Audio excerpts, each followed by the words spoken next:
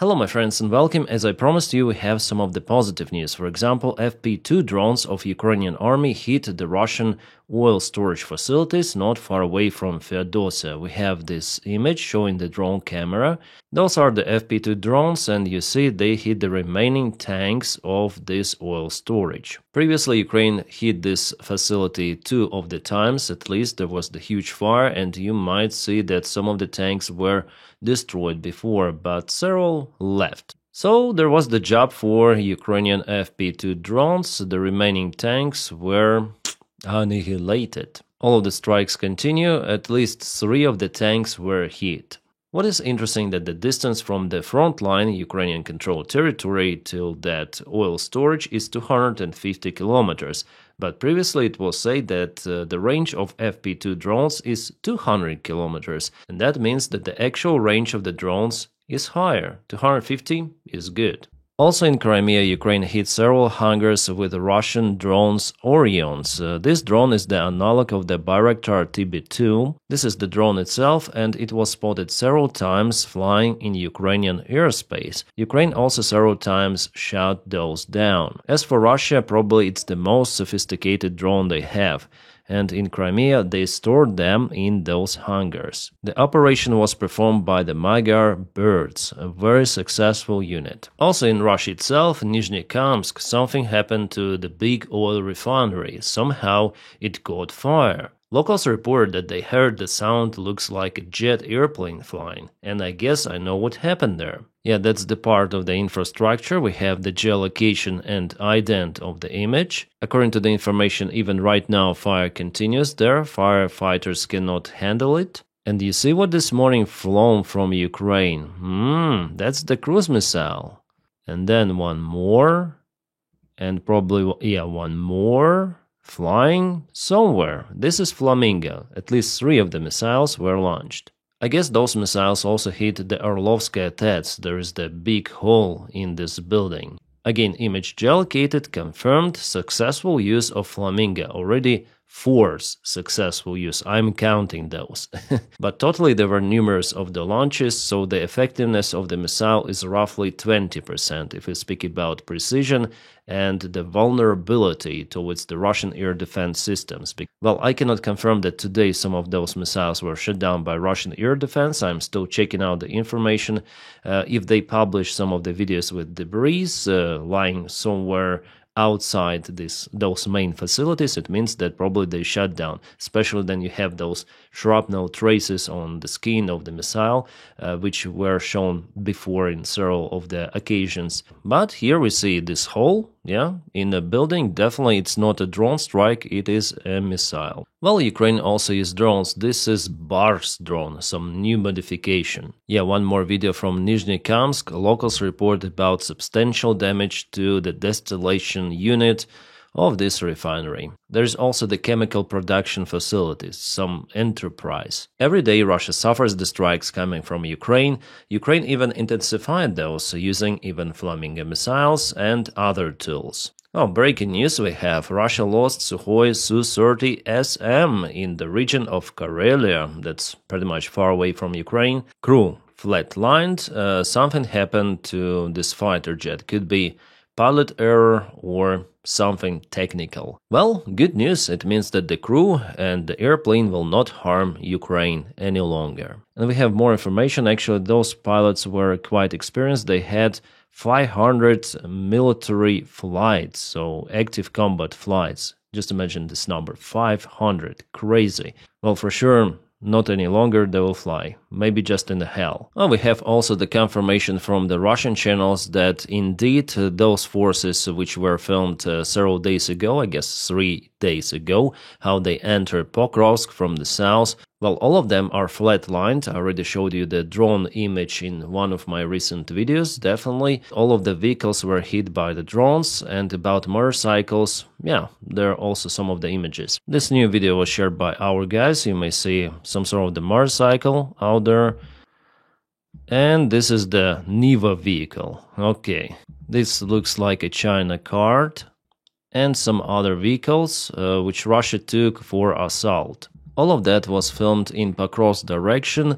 Russians went quite slowly, then weather improved, and they went straight away under strikes, and they themselves confirm it, I mean their military bloggers on their channels. And if we speak about the front lines, there was the counteroffensive maneuver done by our forces from 225th Brigade Skela. Our guys landed in some of the ruined facility there, after it went to the trenches, then again to the ruined buildings and engaged in combat action against Russian infantry. Also part of the Ukrainian infantry forces crossed even the railways and went to one more big building. How successful this operation was, it's hard to tell, guys. Those encounters are happening every day in Pokrovsk especially, so there is the presence of Ukrainian infantry and the Russian infantry, but Russia is spewing more of the reinforcements, it is understandable. Those are the areas where Ukrainian infantry was spotted. Here is the most south point, this big building, but we have this information with some of the delay. Probably the video itself was filmed a couple of days ago. For now, this entire area is a gray zone, and our guys engaged in fights in the most northern area with Russians.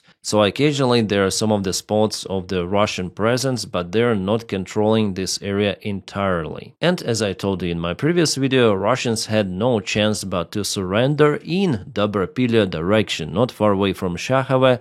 This is the very fresh video. Those Russians decided not to fight any longer and to save their own lives, surrendering to Ukraine. Quite a lot of Russians were captured, and Ukraine is not doing those war crimes, as I also mentioned, Russians are doing against Ukrainian soldiers. In my previous video, I told more details about Russian attack to Mirnograd when the Ukrainian forces surrendered, but Russians unalived many of the Ukrainian soldiers, and our military command should account that and not to cause those kind of the pockets to happen as in Pokrovsk direction, in Mirnograd, as it was with Avdiivka as well. If you want to know more, just watch my previous video. Russians surrendered in this place. Ukraine advanced quite fast, encircled them, and they had no other choice, but still there is the presence of some of the small Russian army group not far away from Shakhove.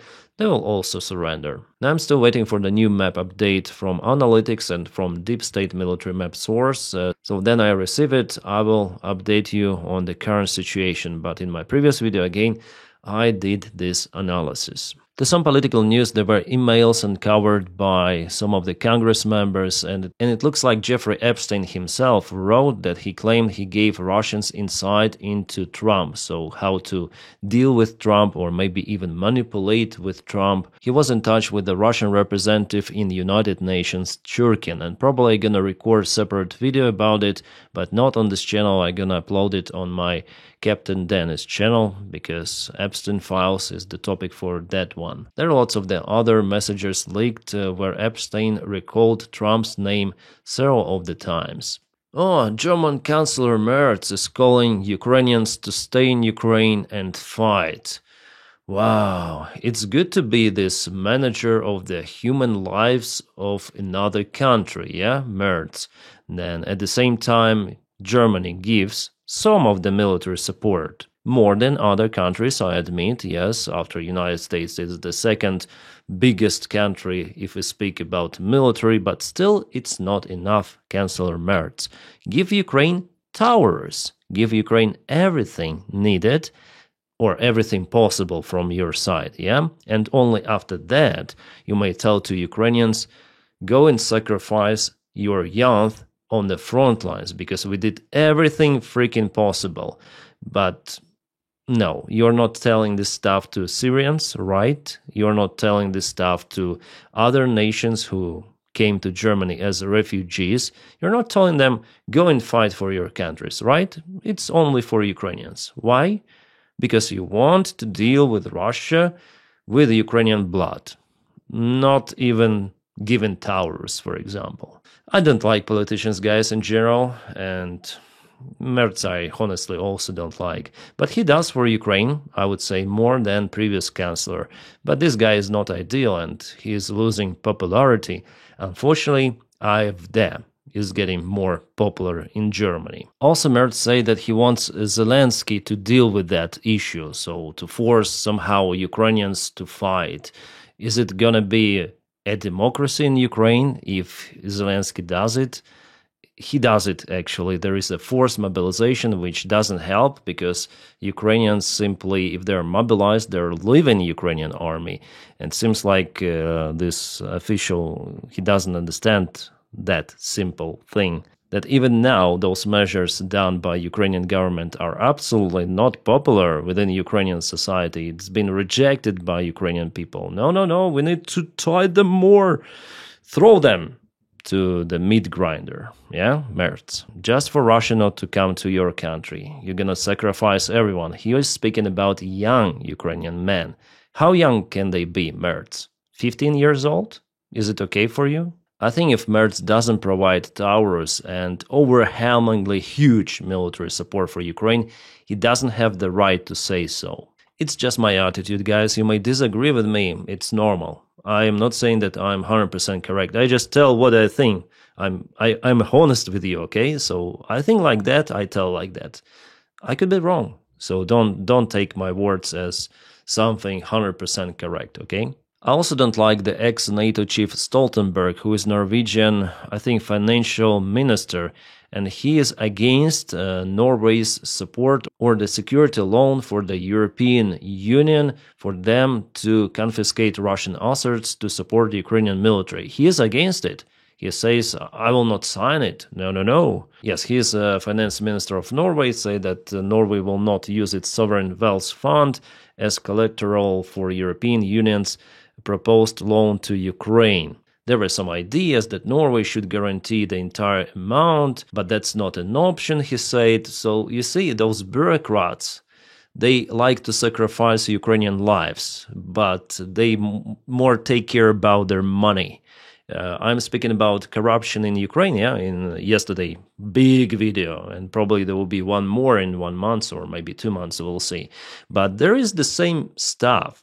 Absolute hypocrisy is happening in European Union and also outside the European Union, because Norway is outside, yeah? Belgium also against confiscation of the Russian assets. Those bureaucrats, they are collapsing their own countries, I'm telling you. And if Russia attacks European Union, I wouldn't be surprised if they would not be able to secure themselves. I mean, unite against this aggression. Absolutely. They would still think whether we should confiscate Russian money, whether we should continue purchasing Russian oil. They're doing it right now.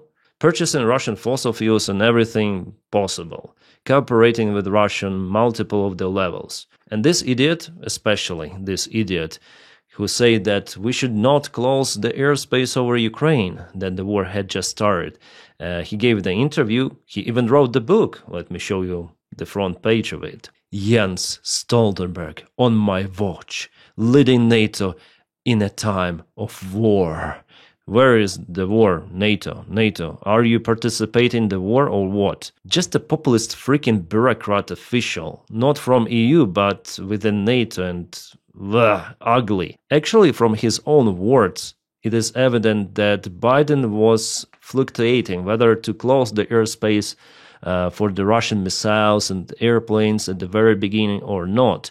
And he himself, this Stoltenberg, said, no, we should not provoke Russia, because shutting down Russian missiles, peaceful missiles, may lead to the Third World War, and still NATO hesitates to close the airspace, right? And of course Putin looks at those weak pussies and he thinks whether he should attack NATO or not.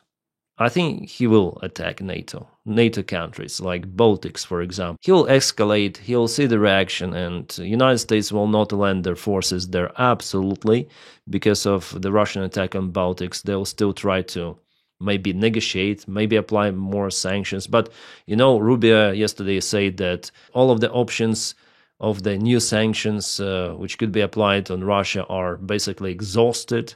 So no lever on Russia any longer, it seems like. That's what they say.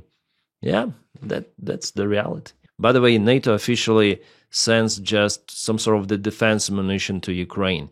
The initiative for main military support comes from each country individually, or sometimes they unite all together around maybe some Czech initiative, maybe something else, but it's not NATO that helps Ukraine at the wartime. That's what Stoltenberg wrote there. Maybe I'm gonna record separate, more deep video about that personality Stoltenberg, because he's pretty much cringy, weak and ugly guy, who even now shuts down the support for Ukraine, because without Norway's guarantees, I think Brussels will not open the way for confiscation of the Russian assets, because they're afraid for their money. All of them want Ukrainians to fight, Ukrainian spirit, come on, you can do it, but this spirit and patriotism, it's not forever. And you cannot win the war just with the Ukrainian blood, with the Ukrainian lives of our youth. They all also want to live. Ukraine is not asking, oh, give us your armies. However, it is appropriate thing to ask, at least from the United States, UK, because they were part of the guarantees for Ukraine. So if you guarantee Ukrainian sovereignty, if Ukraine gives up nukes, deploy your army then to protect. No. Not even the enough military support. We're speaking about the United States. They have lots of the capabilities, but just few they give to Ukraine.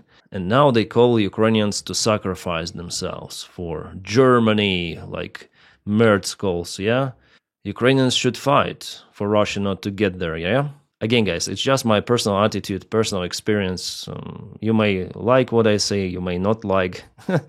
I say what I say. And the mayor of Kiev, Klitschko, also says that Ukraine faces huge problems fighting soldiers as men flee abroad, says Kiev mayor. And he even calls for lowering mobilization age. I'm 100% sure, my friends, that none of his relatives is fighting on the front lines. None of his business partners, nor he himself, are involved in the real action. It's kind of easy to call, go and fight, but show us an example. Yeah, I read some of the comments under this post because it's my post from Telegram.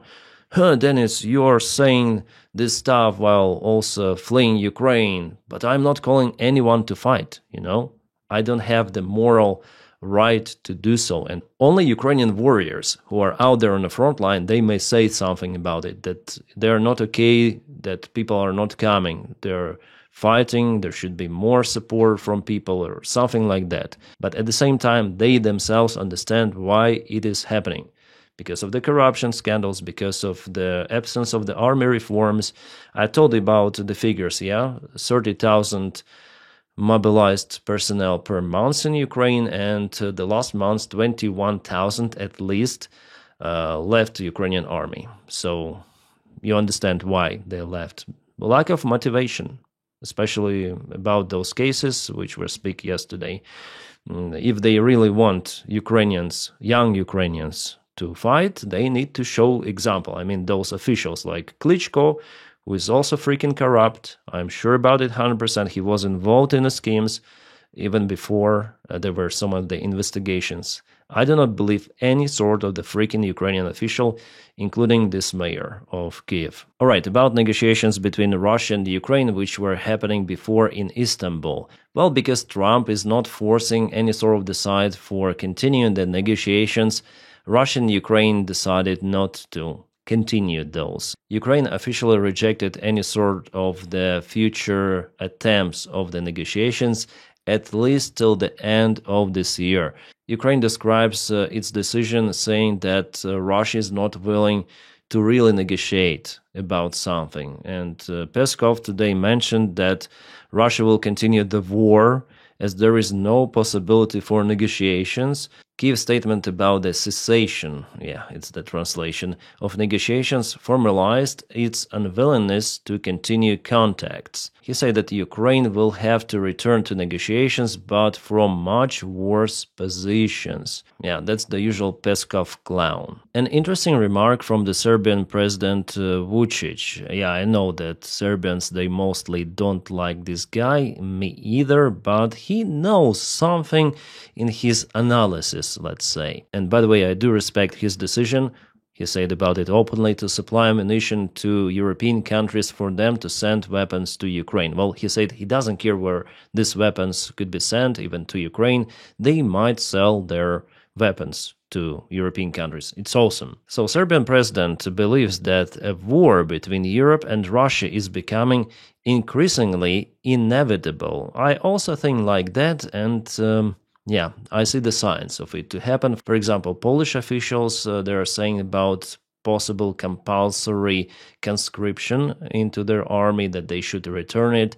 Germany also wants to mobilize people using some sort of the lottery. Zelensky also says that Russia may attack NATO till 2029, 2030, something like that. He's also sure about it. So commenting remarks by French Army Chief Fabien Mandon, who warned a possible shock in 3 to 4 years, which it said. As I analyze the facts, I come to conclusion that a war between Europe and Russia is becoming more and more apparent. Everyone is preparing for it. Yes, I also freaking see it, not just Serbian president. I think all of the analytics are now speaking about this scenario, which is more than possible.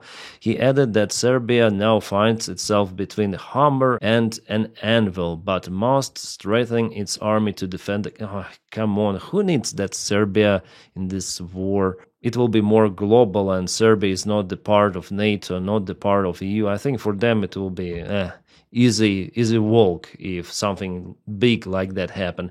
Or maybe not, maybe everyone will be touched, including neutral countries like maybe even Switzerland or Austria, the country which is not the part of NATO, maybe, who knows. But I also believe, I'm almost sure that this war will happen till in the next 3 years, 3 to 4 years. Here I agree with this analysis, maybe even faster, we'll see. Well guys, I guess this video was more positive. Yeah, some of the negative aspects were touched as well, but we have some of the good news coming, also from the front lines occasionally. And you know what, I believe that despite all of those external, internal factors, enemies outside, enemies within, Ukraine will still not lose in this war. And Russia will find itself disintegrated. I'm sure about it. It's the logic of the history that every empire like Russia, in that state, it cannot live for long. And saying that, my friends, thank you so much for your kind support, especially guys who support me on Patreon and membership of the channel. If you want to join Patreon, the link is in the video description just below. As for the membership, just press the join button. I think it's over here somewhere. But only if you want to do it and if you're able to. If you're out of those options, just press like to this video and subscribe to the channel. That will boost the video in YouTube algorithms. Thank you so much for that as well. My friends, I wish you all a peaceful sky wherever you are and have a great time.